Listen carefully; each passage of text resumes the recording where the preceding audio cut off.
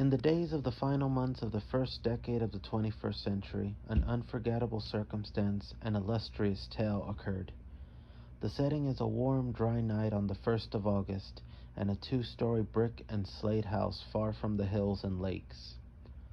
Although surrounded by many neighboring residents of the area, this house in particular stands out in the eye of a stranger in the neighborhood. As mentioned, it was a two-story lavender house composed of brick and concrete, a slate roof, doors made of hardened wood, and bow windows all around except for the arc-shaped ones with stained glass above the front door, decorated with a golden handle shaped like an angelic face, and an enormous yard. Quite possibly the most beautiful house in the Kyrgyz Republic, and absolutely a wonder to the eye of a spectator. The history of the house is as unknown as its foundation. Some have rumored it to be haunted by the poltergeist of a young man who passed away in one of its indoor rooms many years ago. Other versions of this and many more stories are told amongst the neighbors of this sleepy little block, such as another popular belief was that this one loyal housewife of a Soviet soldier during the Second World War had murdered her only son and committed suicide after learning of her husband's demise in battle. Whatever the story behind the truth, the spectacle home had been vacant since 2 years prior to the collapse of the Soviet Union, and had since long before that stirred up many tales of haunts, apparitions, and supernatural events and occurrences. Despite the complaints, the house is worth a bargain, one that has been made and purchased for a grand deal by the man of the Maxence family, Victor. Originally from the forest-abundant valley of Karakol in the Issik province, the Maxence family moved to the great capital city of Bishkek shortly after the purchase of the abode which resides in the city. Blissful and over-anxious is the family, although the car ride and speechless at the sight when they arrive. It was the most incredible sight, they thought, as the family car pulled up to the driveway, and not any happier could they be. Well, at least the adults, Victor and his wife, Alina. Aika Maxence, the only child in the family, aged 17, showed no emotion upon arrival, only a bleak leer and blank stare. Even as her mother called her off the car, Aika hesitated before slowly dragging herself out of the family vehicle. A disgruntled look on her face could not go unnoticed, but did not disturb the frantic mood of her parents. "How blessed we are, my wonderful family, to have a new house to call our own," proclaimed an ecstatic Victor, as he gently kissed his wife. Then he moved to hug Aika, whom was standing motionless and with her arms crossed. "It's nice, Papa," said Aika silently. "Just nice? It's beautiful," said Alina. Victor took his wife by the hand, and the three walked inside the house. As radiant as the outside interior, the inside was nothing short of miraculous. The rooms were large and block-shaped. A soft, red carpet strolled through the floor, stretching through the entire rooms and hallways like a steadfast red river. Lamps and chandeliers of Moorish influence hovered over the ceilings, and noticeable yet, the sweet scent of Mediterranean lavender, which seemed to perfume the house before fleeing through the stony fireplace. The grandfather clock's gongs resounded through the living room. 6 o'clock. Aika stood under the chimes decorated near the door's entrance, still not the least bit entranced or enchanted by her new abode. For this was the way of Aika, introverted and quiet. "A true welcome home to us. Wouldn't you agree, daughter?" said Alina. Aika smirked, but still was mute. Alina sighed, growing uneasy with Aika now. "Please try to be happy for us, and for yourself for a change. This is an excellent opportunity in our lives.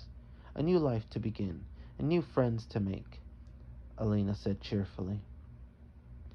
But Aika only sighed. A new life is the same one I've been living, only in another place and a bigger house. New friends? I have no friends in Karakol.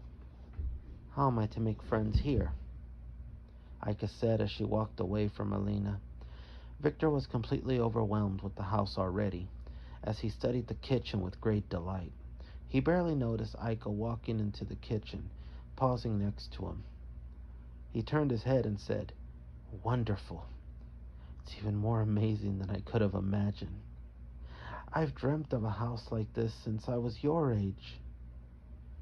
Aika only looked at him, but could not find the words to talk. Her father smiled as he ran his palm through his hair.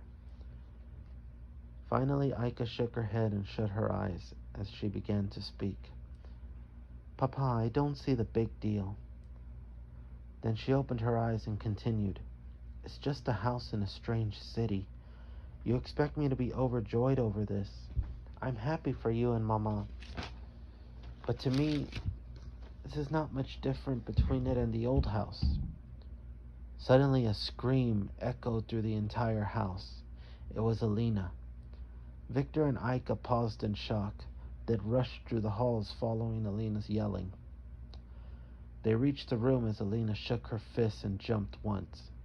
Aika and Victor stopped next to her and could plainly see what stood before them. A dozen white alba roses on a crystallite vase filled with water and clear pebbles had made Alina jump with happiness. "I love alba roses. They used to grow in the garden of Babushka. I love them," she cried. The roses looked so beautiful, even Aika grinned. Then there was another sound, not nearly as loud and coming from outside. Someone was gently knocking at the Maxence door. Victor approached the door and slowly opened it. "Salam." An old gent stood in the doorway. "Welcome to the neighborhood, strangers. My name is Almas Yusinov, and I am your neighbor of 4 houses down," said the man as he handed Victor a bamboo basket, which inside held pita bread and excellent fruits. "Salam. We are the Maxence family. My wife Alina, and my daughter and only child Aika, and my name is Victor." "Please come in, friend," Victor insisted. But Alma stopped and smiled. "Oh, no, I couldn't. But might I say you are a very brave man. Or foolish." "How?" asked Victor. "You mean you don't... Never mind, it's not important. Just a simple housewarming and welcome to the neighborhood," said Almas. The Maxence family took no notice of Mr. Yusinov's stutter or decline of entering, but accepted the gift. "Well, I hope you enjoy your stay, and while you are here, be safe," said Mr. Yusinov to the family. "Oh, thank you. But we are here to stay," he replied. Mr. Yusinov stopped and turned back to face Victor. "Oh, well then, good luck. And believe me, you will need more than 5 prayers a day to be safe here," Yusinov laughed to himself as he walked away. "What lovely neighbors. I wonder how many more we will meet." Aika rolled her eyes. She decided she needed some scentless fresh air and walked out the house. As she walked out to the concrete sidewalk, a small plastic ball bounced her way. She picked it up and then saw before her a young toddler staring at her, but not saying a word. "Is this yours?" Aika asked. A young girl then approached her. "Yes, it is his. He's always losing it," said the girl as she took the ball from Aika and gave it to her brother. "Salam. My name is Maria Aitmatova, and my baby brother," said the girl. Aika thought to herself, it was nice to finally meet a girl her own age. "My name is Aika. I just moved in here. Well, welcome to the neighborhood. I could show you around sometime, Maria said. Aika wouldn't show it, but deep down she was flattered, for in all honesty of her past, she never had anyone to call a friend, and this act of kindness by a stranger gave her a ray of hope. Still, rather than act excited, Aika simply replied, "If you don't mind, I don't." "Great!" Maria exclaimed. "You seem very nice. I can introduce you to my friends, and we can all go out sometime. So where do you live?" Aika smiled at Maria's remark, not being able to hold anything back. "Well, I just live over there," she pointed. The brick house that was empty?" asked Maria. "Yes, my dad moved us in." Just then Aika heard Alina call her inside for supper. Aika decided to invite her new friend. "So Maria would you like to have supper? I'm sure Mama and Papa wouldn't mind." No. I mean, not today. I think my Mama is calling us home." "Well, it was nice to meet you, Aika. Come, Vladimir, let us go to supper. Goodbye." Maria seemed hurried to get home to eat as she took her little brother and walked away. Aika simply ignored it, for she was happy to have met at least a girl her age. Later on, as Aika and her parents ate their supper, they couldn't help but feel as if the neighbors may be keeping something from them about the house.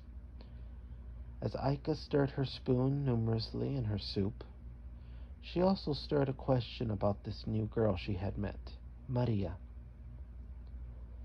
Why did her mood change so quickly after discovering that this was Aika's house?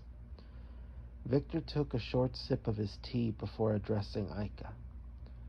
"So are you still mellow about your new house?" he asked. "I have not given it much thought, Papa. But I can grow accustomed to it. And I met this girl my age. She seems nice." "Oh? You met someone? A friend? Why didn't you invite her for supper? We wouldn't mind," said Alina. I did invite her. And well, she seemed a bit uneager," responded Aika.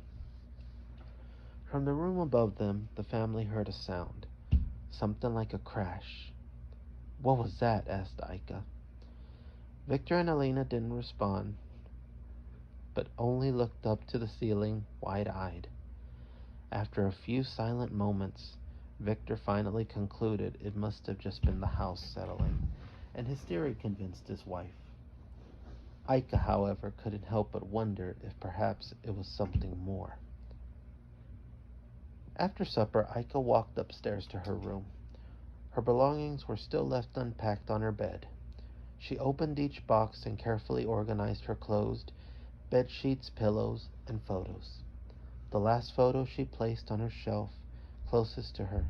It was her favorite of all. After organizing her room, Aika showered, brushed her teeth and hair, and then walked back into her room and kneeled by her bedside. After the final evening prayer, she hopped into bed and fell fast asleep. As she slept, a gentle breeze blew, keeping her cool in the warm night.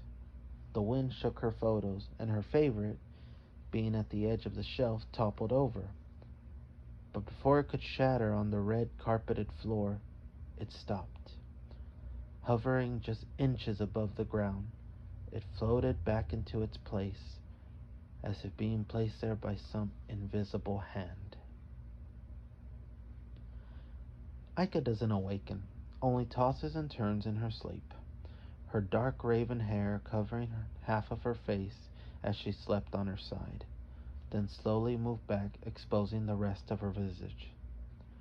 Aika smiled, for she hadn't realized that perhaps it could have been the hand of some unseen spirit watching over her as she slept.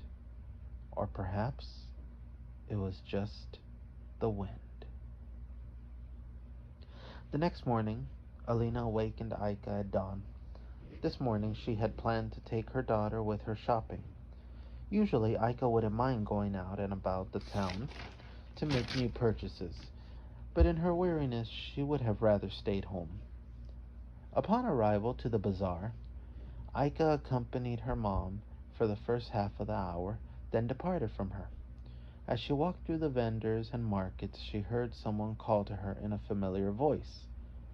Aika, is that you? Aika turned quickly towards the sound of the voice calling her. Much to her surprise, it was her new friend, Maria, though she was accompanied by two other girls.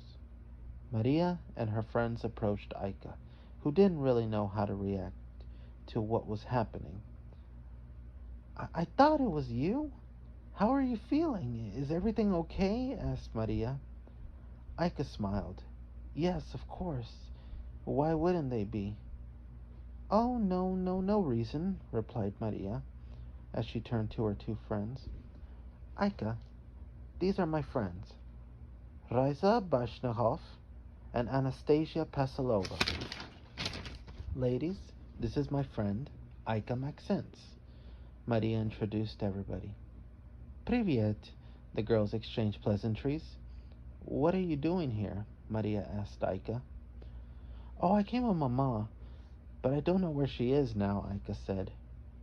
Well, don't get lost, joked Maria. Come along with us, Maria invited Aika.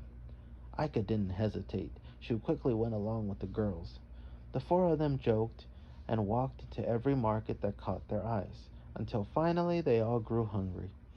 They stopped at the snack bar in the center of the old bazaar and purchased food. The girls sat on a lonely bench under the ancient-looking tree which provided umbrage to them.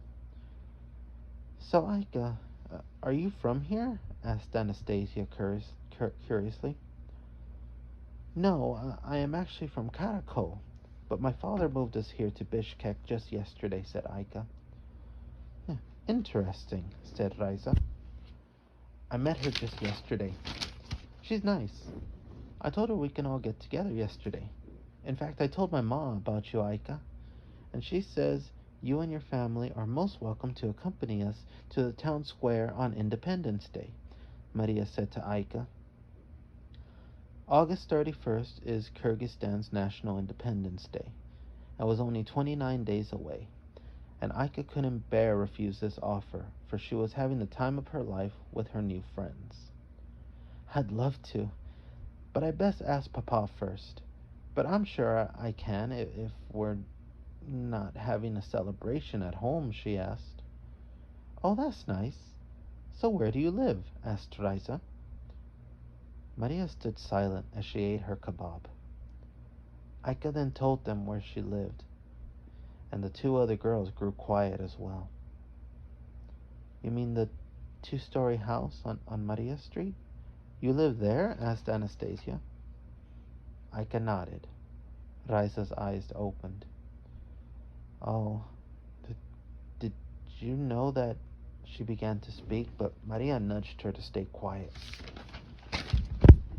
What? Aika wondered. Oh, well, it's an old house and very expensive, continued Riza. Yes, and very beautiful, I'm sure, added Anastasia.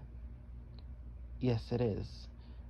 In fact, you're all welcome to come over sometime. My parents don't mind, invited Aika.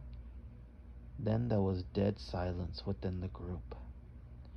Aika couldn't help but look and wait for her friends' responses.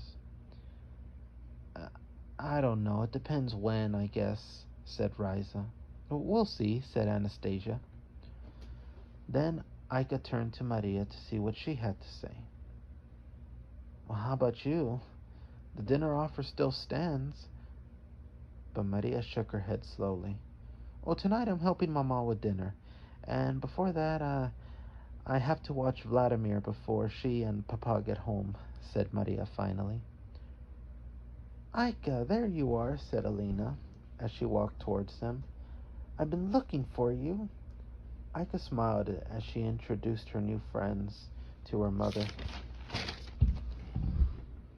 How nice it is to see Aika making friends. You're all welcome to come over any time you like to our new home, invited Alina. The three girls smiled but said nothing.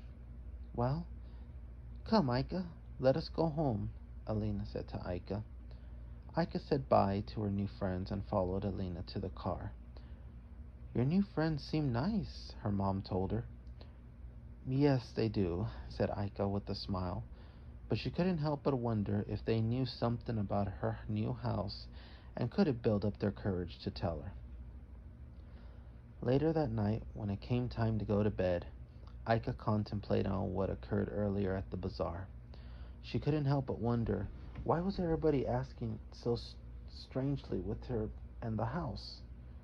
Her weary eyes, not able to keep up with her raging thoughts, she closed them for a while until she dozed off and began to dream. Aika dreamt she was in the town square with Anastasia, Maria, and Raiza. The four girls were out enjoying themselves the whole day until they came across Aika's house. She walked to the doorstep, but her friends didn't follow. Aika turned to her friends and called them over, but they wouldn't budge, just shook their heads with fear. Aika called to her friends once again. Come on, girls, what's wrong?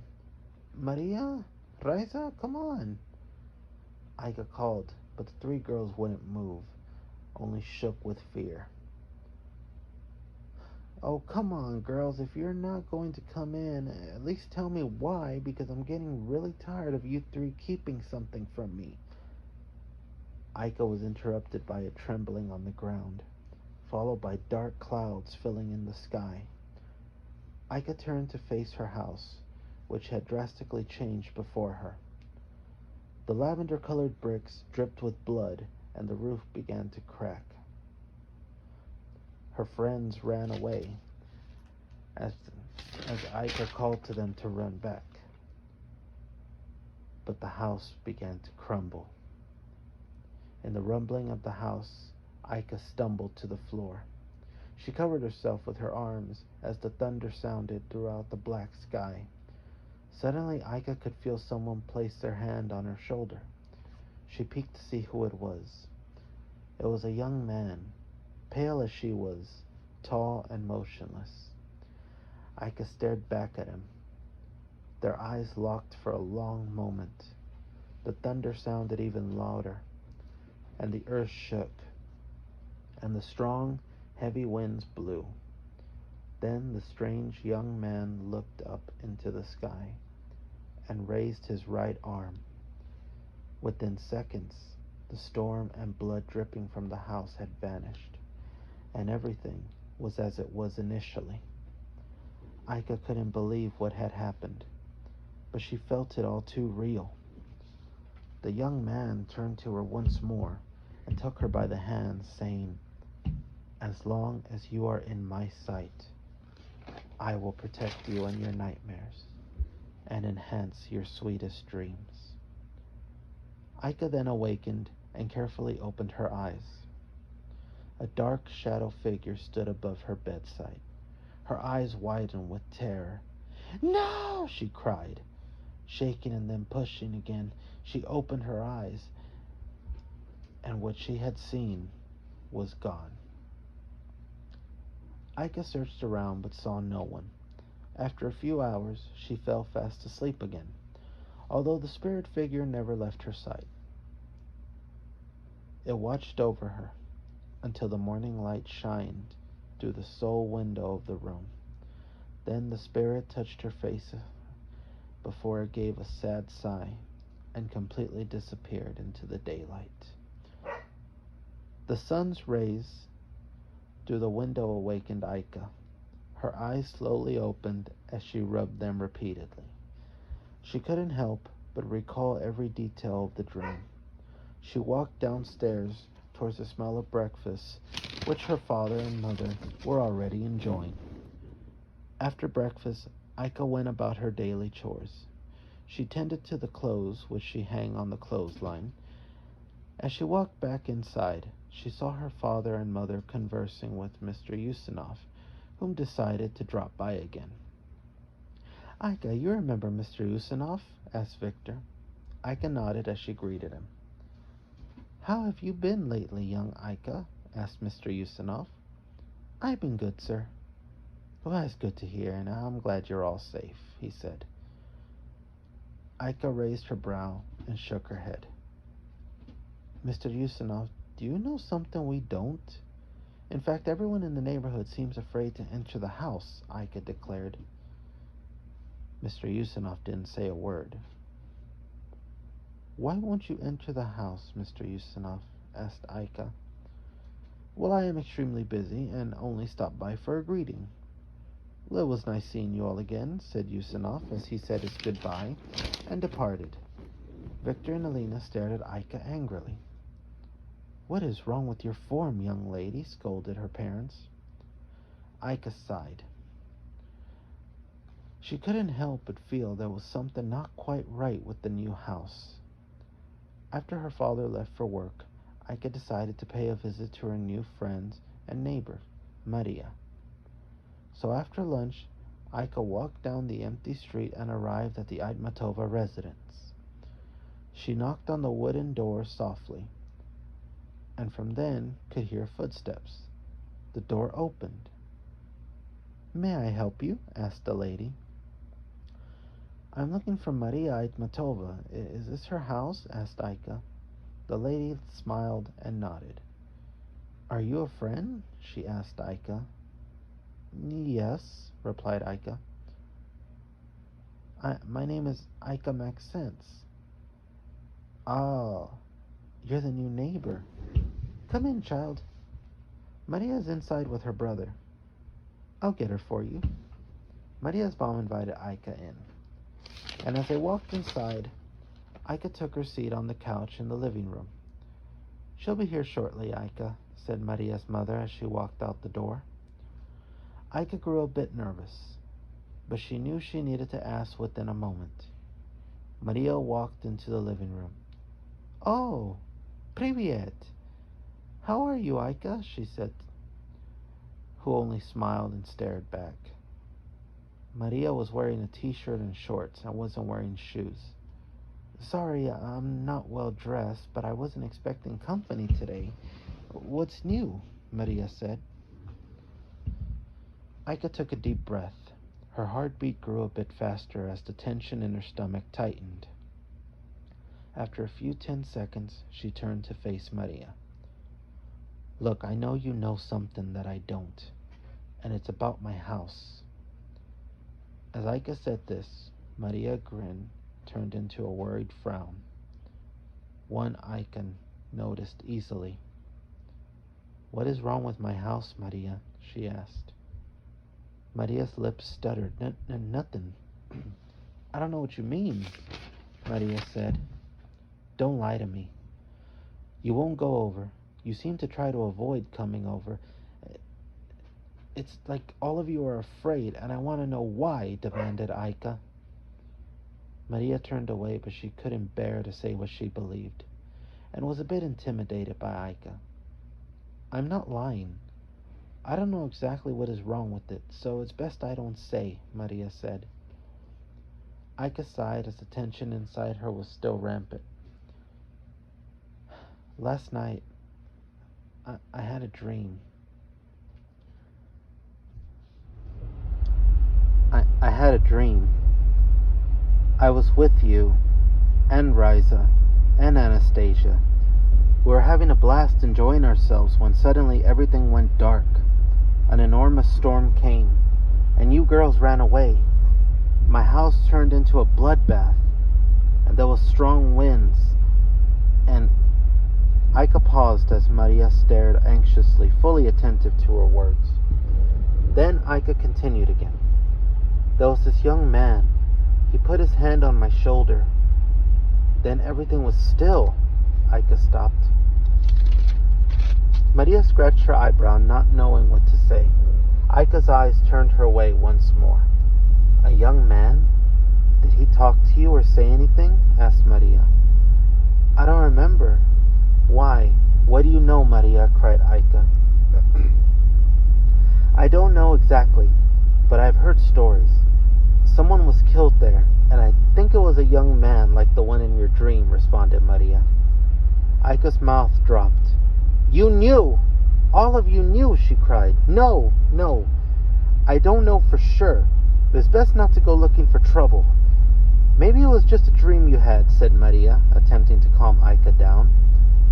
Then Maria's mom entered the room. Is everything okay? She asked. Yes, both girls responded. Thank you, Maria. I have to go now. And please, do not tell anyone, I beg you, about my dream, said Aika. Maria nodded and Aika walked back to her house. All around the neighborhood, people were preparing for Independence Day. In the town square, many rafters and decorations were hung. Now it was only a week away. That very night after midnight, Aika refused to sleep. She decided to, despite her fear, wait up for the spirit, and if it didn't come on its own, she maybe could lure him right to her.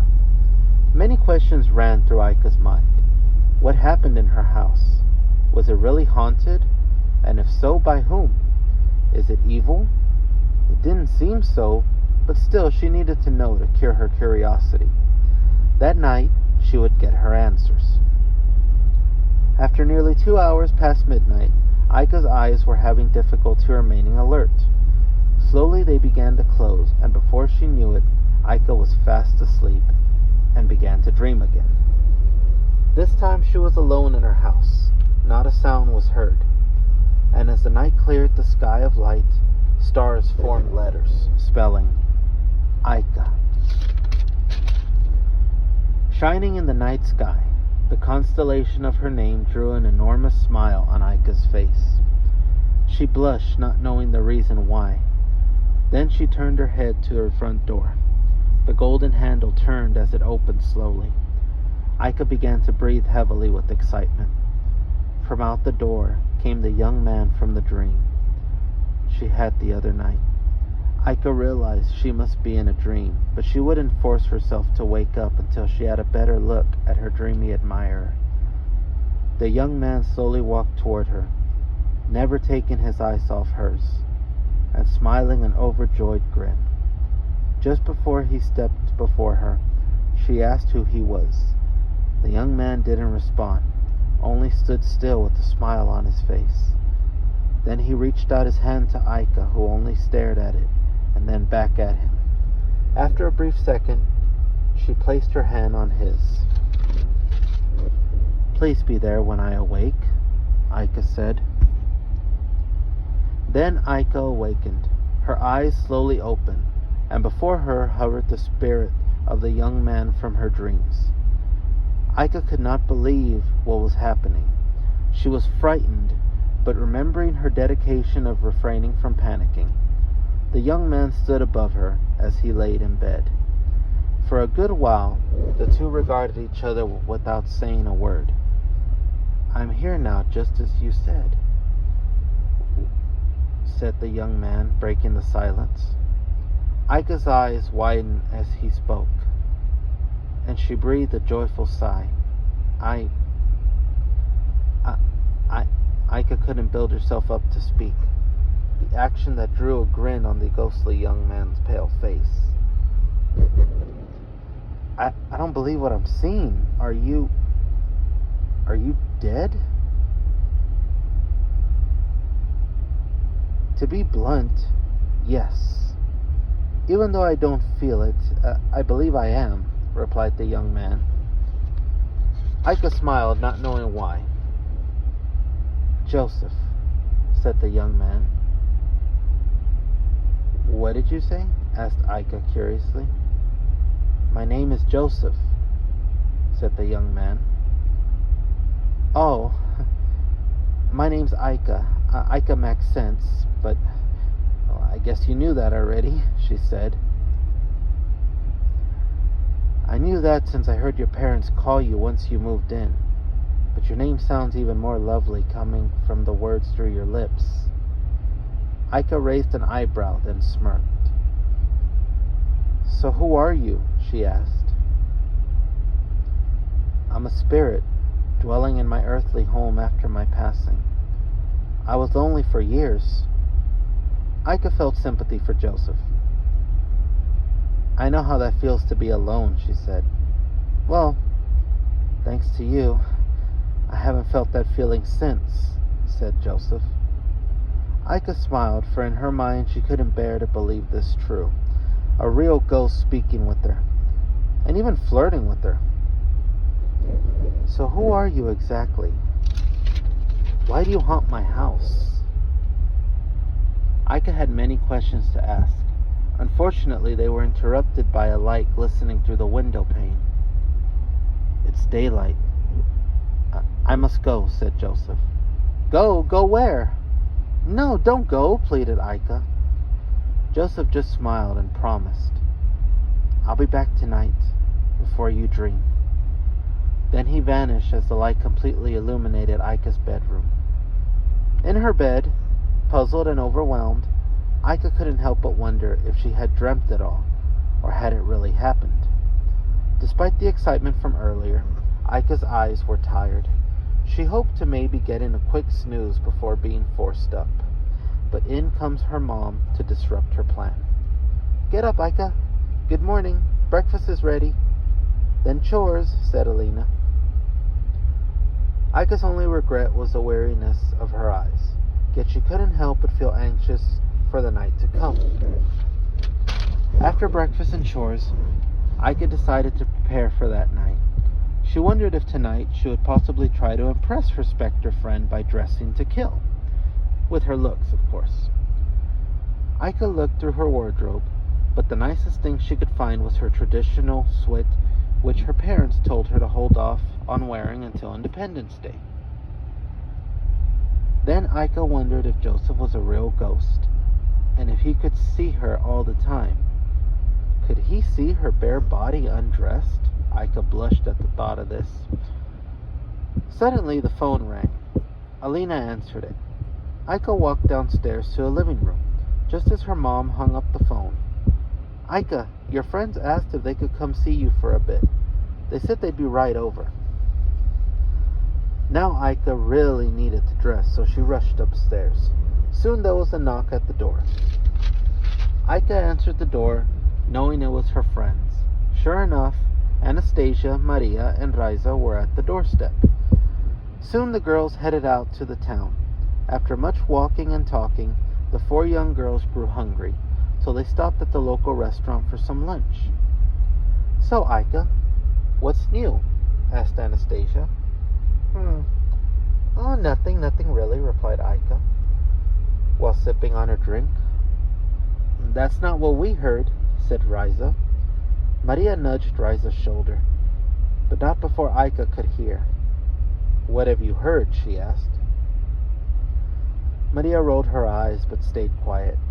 Aika turned to Anastasia, who said nothing.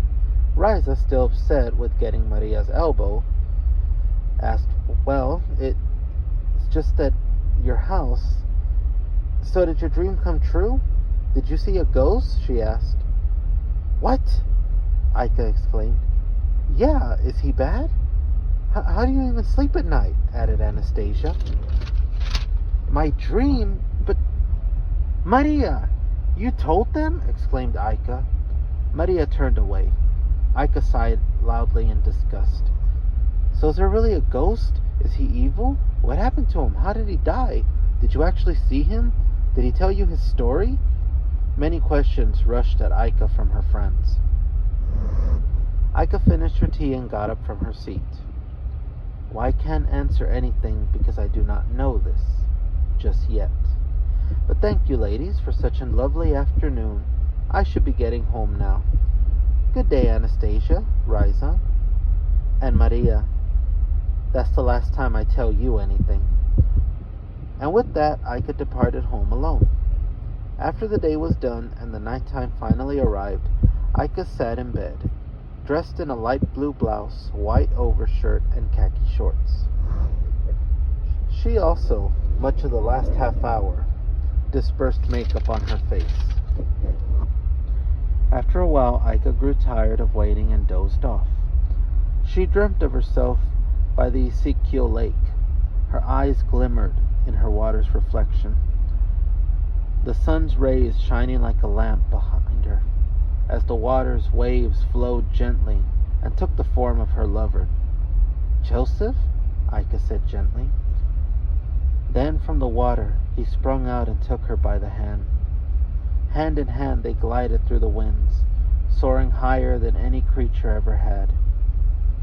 Aika awoke in a sudden instant. Joseph was standing right in front of her in her bedroom. "You had to appear in a dream first, didn't you?" she asked. "Well, I want to be your dream man," he replied. Aika giggled. Her makeup was completely smeared over her face. "Why did you put that stuff on you before sleeping?" he wondered. Aika didn't want to answer out of bashfulness. "Don't bother. You look celestial as an angel even without that stuff on you." Aika's face grew even more red. Aika rushed to the bathroom to clean her face, then in an instant returned to the bed. "How was your day, Aika?" asked Joseph.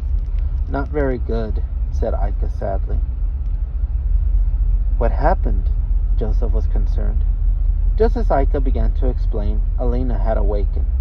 She was heading to the restroom when she swung by Aika's room. She heard the sound of talking from inside. She stood silently by the door. "Well, I went out with some friends. Oh, they're nice girls, but I told one of them about the dream. The one where you saved me, but I feared since they already dread the fact that I live here. I told her not to tell anyone. Yet today it was apparent she did. And now it seems I can't trust her. Or anyone," explained Aika very sadly. I'm sorry about your friend. But you know, you can trust me, and I would never harm you," said Joseph. Then there came a knocking. "Aika, who are you talking to?" said Alina. Aika was shocked her mother had heard her talking, and hoped she wouldn't open the door. I'm just reflecting on today," Aika laughed nervously. "Are you sure?" "Yes, Mama, I'm okay." Aika looked at Joseph, who didn't even budge to hide. "I'm coming in." Alina opened the door as she entered Aika's room. "Mama!" Aika proclaimed. "Who are you talking to?" asked Alina. Aika looked around, but Joseph wasn't in sight.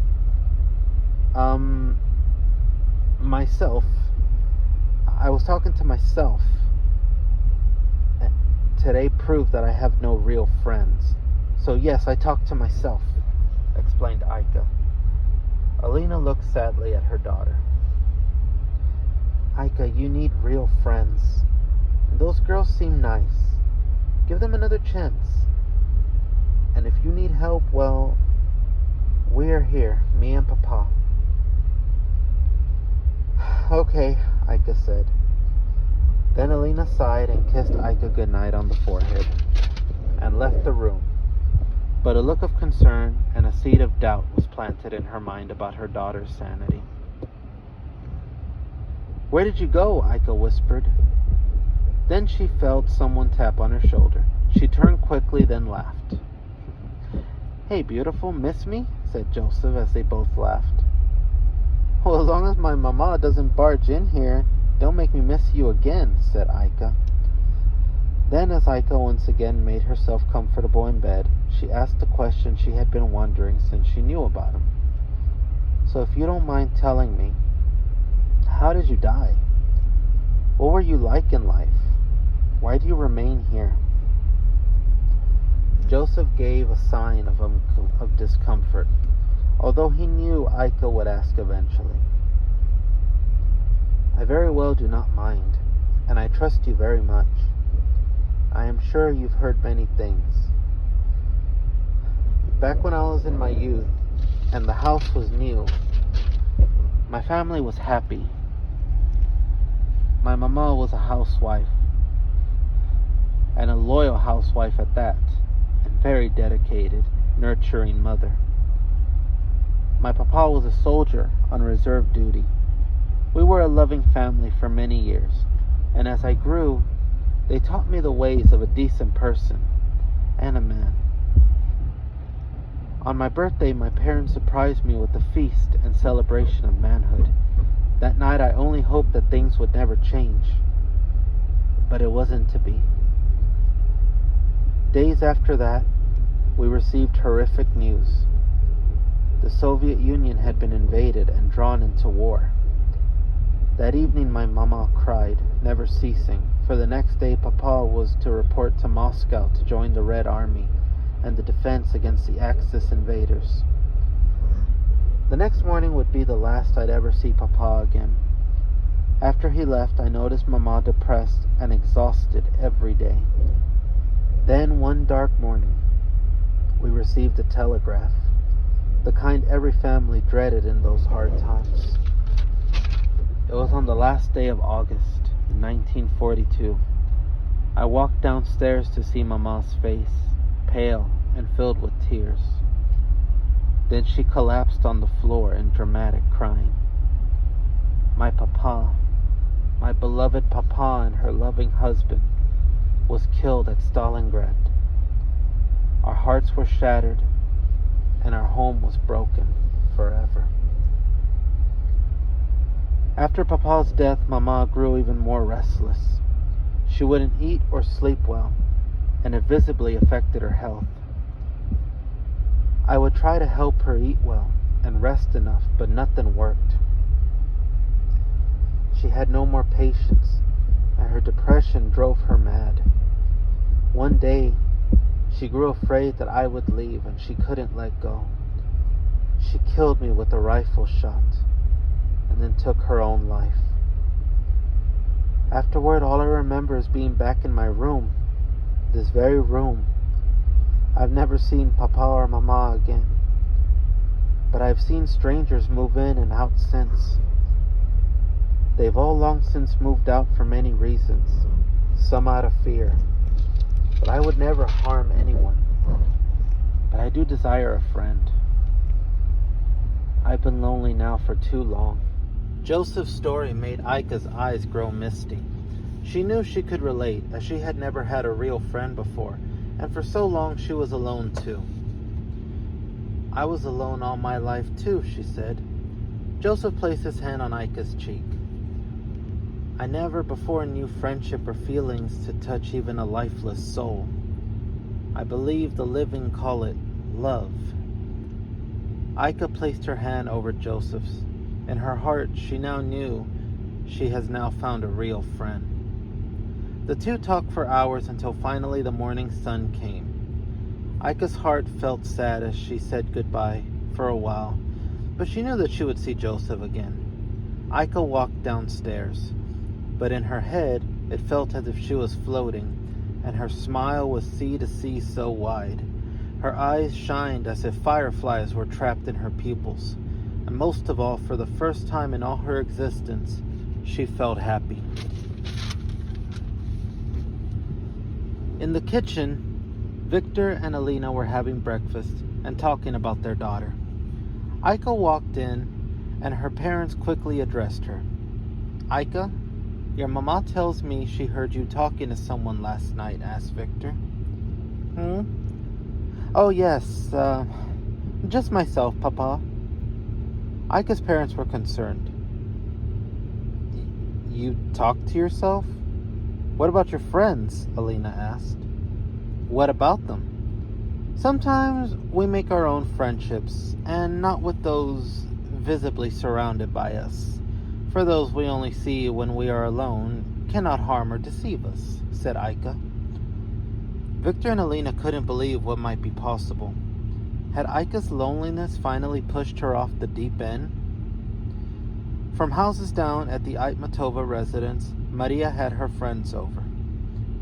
Maybe we shouldn't have asked. After all, it's not of our worry. Aika seems okay. We should just accept her friendship and let her be, said Anastasia. But Riza and Maria couldn't just do that. It's not about not acceptance, because we do accept her. It's about saving her, said Riza. She obviously needs help.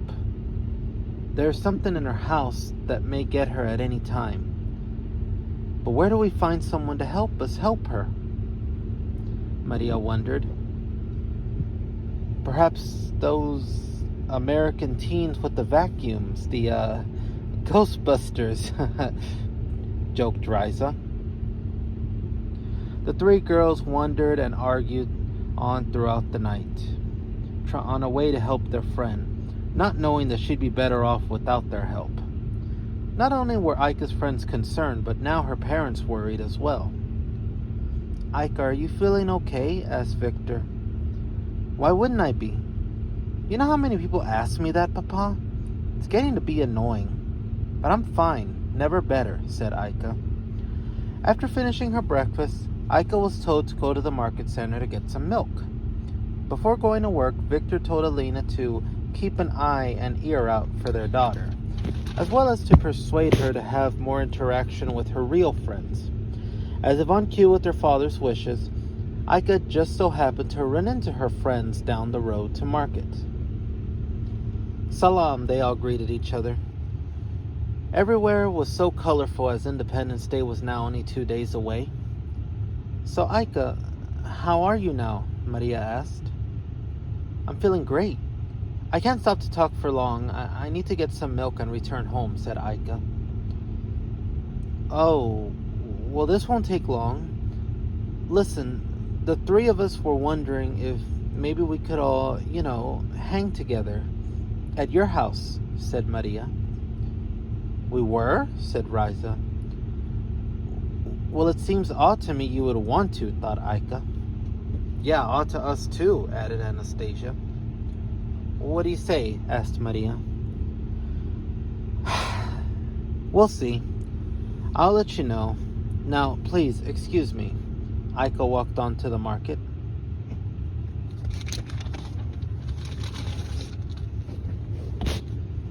"What? Why didn't you discuss with us first?" said the two girls to Maria. "Ladies, screw your courage to the sticking place. We have to see what's going on. For our sake and Aika's," said Maria dramatically. As she arrived back home, Aika found it very strange that her friends actually were willing to come over to her house. So she decided to ask her mom if it was fine. Alina immediately insisted it was a good idea. Later that night, as everyone slept, Aika again was accompanied by Joseph. They talked long into the night and enjoyed every moment of it. Aika could tell Joseph was a real friend because together they laughed and talked, and laughed some more. Then Aika remembered about her other friends. "I don't know if it's a good idea to see you tomorrow. Some friends are coming over tomorrow night," said Aika. "I don't think it's such a good idea either. So I'll hide," said Joseph. "Good idea. At least I know you'll still be close by," said Aika. "If you get into trouble or feel alone, I'll be here.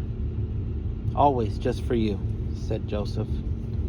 Aika grew very sleepy, but she did not want to be away from Joseph. "I need to sleep now. I can't stay awake," said Aika. "Then sleep and rest, and I'll watch over you." Joseph touched Aika's cheek again.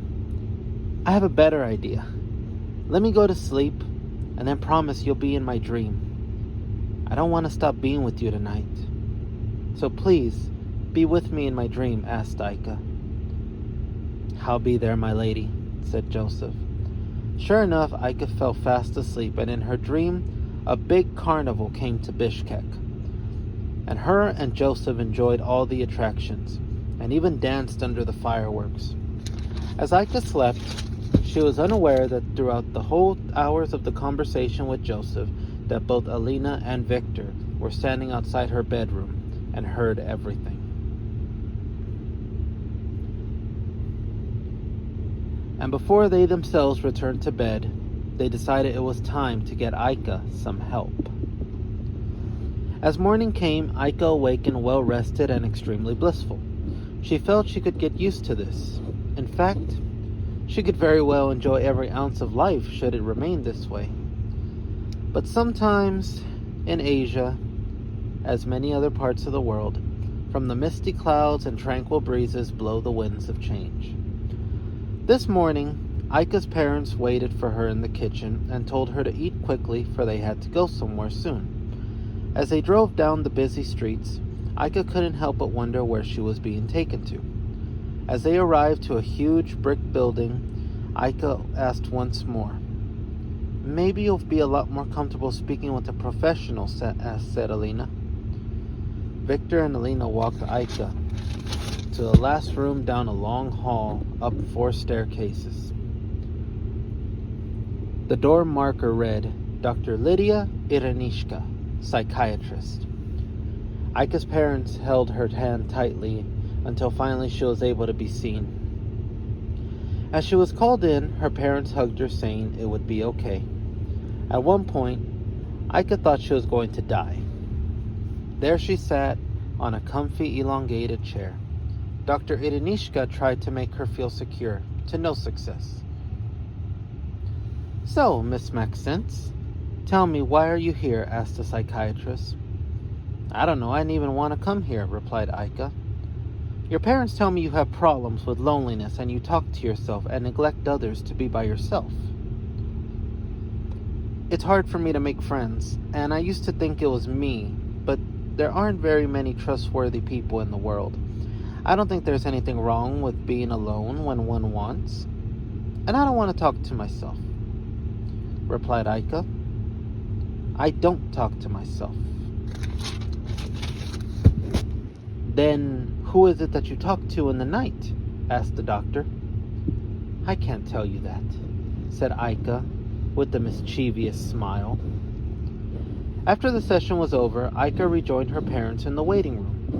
Then Alina went to speak with Dr. Iranishka. As they left home, Alina asked Aika why she wouldn't tell the psychiatrist what was wrong. "Because there's nothing wrong, Mama," said Aika. However, this only made her parents grow even more worried. Later that night, Aika waited for her friends to arrive, though she did feel sad knowing tonight she might not see Joseph. Soon Maria, Anastasia, and Riza were over. Anastasia and Riza seemed a little uneasy, and Maria looked like she was holding back, but Aika barely took notice. "So is this like a sleepover or something?" asked Aika. "I've never done something like this."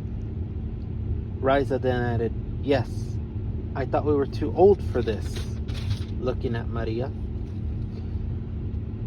"I just think it's a good idea to get better acquainted with our new friend, and since any little noise bothers Vladdy, and he throws tantrums, I just thought that we could have our little hangout here," said Maria.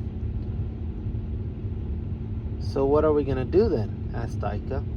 "Well, it's your house. What would you like to do?" "How about we go to your room and just talk," said Maria. "Her room?" thought Riza. "Yes, I insist," replied Maria. Aika thought this was weird, and Maria was no one to insist anything in her house, but decided there was nothing better to do. So the 4 girls headed to Aika's room. There, Maria eased any tensions in the room by showing off her mood ring. Anastasia then showed off her malachite stone, which she wore occasionally. "That's so beautiful," said Aika. Anastasia smiled. "So Aika, we've been worried," said Maria. Aika couldn't imagine what she meant, though she had an idea. "Well, you see, we were just thinking, you really need help, and we can be that help. If, there's a spirit or something in here, we'll help you," continued Maria. "Help me? Help me what?" Aika asked. "Help you get rid of it. What else?" said Maria. "Now, is there a ghost in here or not?" she demanded. A bit worried about her question, though. "Well, that's none of your business," said Aika. "Come on, you can tell us," said Maria. "Well, maybe I don't want to tell you," went Aika. "You don't appreciate our help." Maria and Aika were arguing all throughout the night. The other 2 girls grew uncomfortably. Finally, Anastasia added, "If she doesn't want to talk about it, she doesn't have to." Maria then turned to her angrily. "Whose side are you on?" She doesn't know it yet, but we know what's best for her. Best for me? Oh, I get it. You didn't want to come over for a friendly night out. You're ghost hunting. You're full of it, cried Aika to Maria. Come on, girls, spill it. Is this place haunted or not? Calm down, girls. No need to start anything. We can all be friends, said Riza. No. If it's ghosts you want, Maria, well, then I better give you what you came for, said Aika. The three girls stood silent, and all could only tremble at the thought of what Aika meant when she said this. Joseph, dear friend, I miss you. You're my only friend, for the ones I thought were my friends are just fakes. And now I wish to see you. If you love me, come see me, whispered Aika. Then a rush of wind came through the cracks of the door, and the room was windy. Then right in front of the girls appeared Joseph in such a dramatic form. The three girls stuttered and shivered in fear, but Aika smiled, happy to see him. I saw the whole thing. Some friends, said Joseph angrily. There's a ghost here, Maria, quivered Riza. I'm not blind, I can see it, she said. Ladies, what do we do now? Said Anastasia, frozen with fear. The three girls couldn't muscle their legs to run, but as Aika took Joseph's clear hand in hers, the girls let out a frightened scream and ran for the doors. Joseph noticed Aika's sad sigh after the calamity ended. What's wrong? He asked. Those were supposed to be my friends. I guess it goes to show I can't have real friends, she said sadly. You have me. I would never desert or deceive you in any way. Imagine me, a dead spirit afraid of losing something. Losing you. And that you may leave someday. I love you, Aika, Joseph said. Aika couldn't believe what she had just been told. She got teary-eyed, but they were tears of happiness. I love you too, she whispered. And as the night wore on, Aika couldn't feel any more happy to be in the presence of another. The next day was the biggest day in Kyrgyzstan, Independence Day. The country was burning with excitement, and that evening, the Bishkek town square center would be alive and with pride and jubilation for the entire nation. And every family headed to the town square, and of course the Maxences were no exception. Every doctor, businessman, authority figure, and clergy was in attendance to the spectacle event. It was 8 o'clock in the evening when Aika and her family arrived. Delicious gourmets, kebabs, pitas, and yogurt drinks of all kinds and sweets were in sale. As the sun began to set on a brilliant day, fireworks filled the heavenly sky of the Kyrgyz Republic. Aika was so happy to be there, and like everyone there in her traditional clothing. Everywhere everyone wore their kalpaks, or traditional white caps, and the women wore long, tannish, coarse woolen cloth with long sleeves, embroidered skirts, and long, tall white boots. Aika's only regret was not having Joseph there with her. She so wished he could be there. Then the parade came down the vacant, decorated street. Each float was beautifully covered with Kyrgyz cultural art forms and popular dances. Aika pushed her way through the heavy crowd to see the floats. There she was spotted by Maria, who was once again with her friends. Girls, it's Aika, look, said Maria to the other two girls. She's crazy, said Riza. I can't believe it's true. There's an evil spirit in that house. And worst of all, it has Aika under its control, said Maria.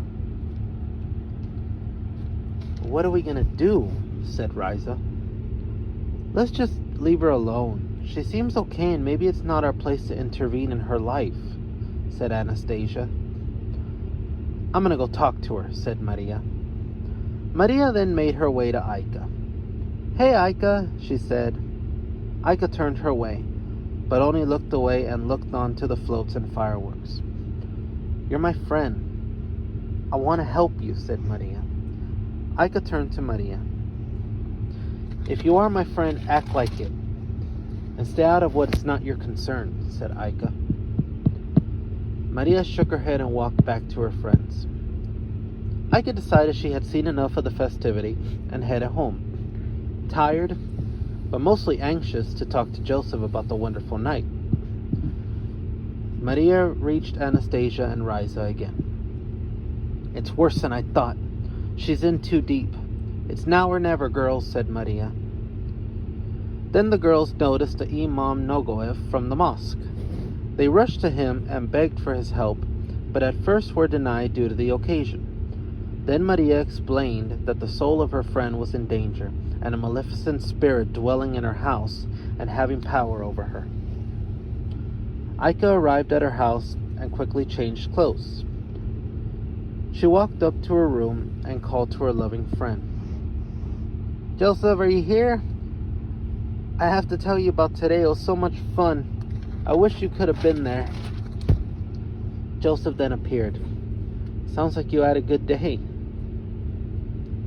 I would have really loved to have been there, said Joseph. Well, it was almost perfect, but I think my parents might think I'm insane. And those girls from last night, well... Just then, a knock came to the door. Hold on, said Aika as she went to the door. Must have been her parents, she thought. Sorry, Mama and Papa, I just got tired and... But as the door opened, it wasn't Victor and Alina who stood at the door. The Imam Nogoev, Maria, Anastasia, Riza, and Mr. Yusinov all stood at the doorstep. They all crowded in her living room. What are you doing? Screamed Aika. You must be Aika. My child, I am here. I have come to rid you of the evil, said Nogoev. What are you talking about? Proclaimed Aika. The Imam was directed into the house by Mr. Yusinov, even as Aika continuously told them to leave. Maria shook her head sadly. Just then, Victor and Alina stormed through the door. Aika, what's going on? They shouted. Mama, Papa, tell them to get out now, shouted Aika. Good sir, my lady, I am the Imam from the mosque.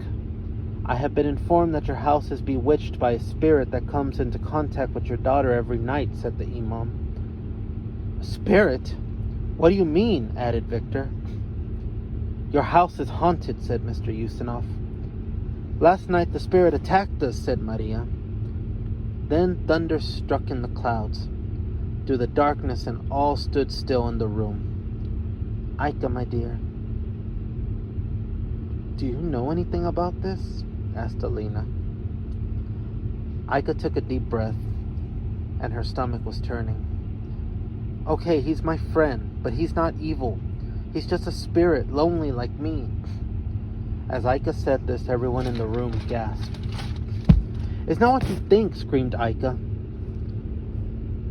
Oh no, cried Alina as Victor held her tightly. We must cleanse your daughter of this possession and clear your house of this spirit, said the Imam. What? No, you can't. I won't let you, screamed Aika. Thunder resounded in the distance again. The Imam began to perform the ruqya. Mr. Yusinov and Victor took hold of Aika as she kicked and screamed. The Imam began to read from the Quran, and candles and special medicines were placed in her room. But Aika's screaming wouldn't cease. Release her! Shouted a voice from within the room. All froze in silence. The three girls shrieked wide-eyed and motionless. Victor and Alina could not believe what was happening. Joseph! Cried Aika. I won't let them hurt you. Joseph saw the two men holding Aika down.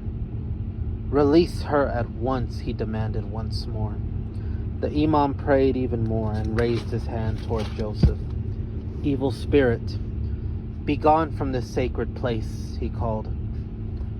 I'm not evil. Let Aika be, Do not apply force to her any longer, he demanded. Be gone now, the Imam said once more. Looking at Aika sadly, Joseph replied, All right, I'll go. Just don't harm Aika, and let her be her own person, and let me speak to her one last time. Then Joseph approached Aika, who finally stopped squirming. Goodbye, Aika. Never forget that I love you. May we meet again in the next life. For now, I'll watch over you from afar, and you'll still be in my protection. You, my only friend, my only love, my beautiful Aika. I will bring no more problems to your earthly life, but I'll be waiting for you in the next one. Goodbye. I love you, said Joseph. Aika's face streamed with tears. No, don't go. No, don't leave me. Aika broke free from their grasp, pleading Joseph not to leave. I couldn't decide for an ending for this story, so I made two, and here's the first one. As Aika ran towards Joseph, she begged him not to leave. The winds knocked over the candles hanging from the shelves. A fire began to consume the room. Maria, Raiza, Anastasia, Mr. Yusinov, the Imam, and Victor and Alina all rushed out of the room as fast as their feet would carry them. Every curtain was in flames, and smoke filled the air, completely drowning out the smell of lavender. Mr. Yusinov dove through the window and made it safely to the lawn. The door was so badly burned and damaged, it broke in half under the fiery pressure. Anastasia, Maria, and Raiza made it safely to the lawn as well. Then Victor and Alina arrived, but as they turned, they didn't see Aika behind them. Where is she? They cried. Up there, pointed the Imam, and everyone looked. Aika was staring out the window pane at each one, as they stared right back at her from the lawn. Aika! They all screamed. Aika turned to face Joseph, who was floating above her. What are you doing? Get out of here, he cried. Aika stared silently and then walked back to the window. She opened it. Go, Aika. Go now. I'll catch you as you jump, or I'll guide you through the flames. Just get out, Joseph cried. Aika took one last look at the people below. Her mama, her papa, her friends, the Imam, her neighbor, Mr. Yusinov, all whom she shared life experience, and she smiled as she reached for the window pane. My friends, my neighbors, mama, papa, I love you. I love you all, she said. Then she shut the window pane. A tear fell from her eye. What are you doing? Save yourself, said Joseph. No, said Aika. I'm not leaving you. I'll never leave you, she said. Then Aika took Joseph's hand and they hugged tightly. No, cried Alina and Victor as they rushed into the flames, only to be held back. The three girls watched on. Seconds later, the entire two-story brick house was completely destroyed by the fire. Not a dry eye stood on the lawn, and the cries could be heard all through the city. The neighbors watched this, and each gathered the next day to pay homage to Victor and Alina. Condolences and gifts did little to ease the heartbreak, until they all gathered as the smoke began to die. The last stems floating from the house was carried to the sky by the winds. To this day, to those who witnessed, as well as the Maxences and their neighbors, they could all swear that as the last smoke clouds disappeared into the skies and heavens, they took form of two figures, a young man and a young lady, holding each other, kissing, and never letting go as they vanished into the heavens together. The end of the first ending. I couldn't decide how to end this story, so I gave it 2 endings. I already read the first one. Here's the second one. Ending number 2. As Aika ran towards Joseph, she begged him not to leave. I must go. Our worlds cannot coincide, and we can never be together. Sadly, Joseph placed his hand over Aika's cheek. Goodbye, my little Aika.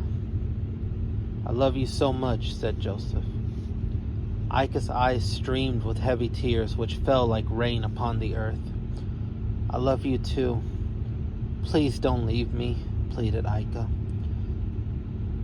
From looking on, everyone in the room went from being fearful to sad. He's not evil, said the imam. He loves her, cried Maria. Victor and Alina held each other close. Our baby is in love, and someone loves her. Mr. Yusinov looked on at the sadness of the sight too. We were all wrong, he thought. They really love each other, said Riza. They deserve happiness together, said Anastasia. Then all the fire on the candles in the room went out.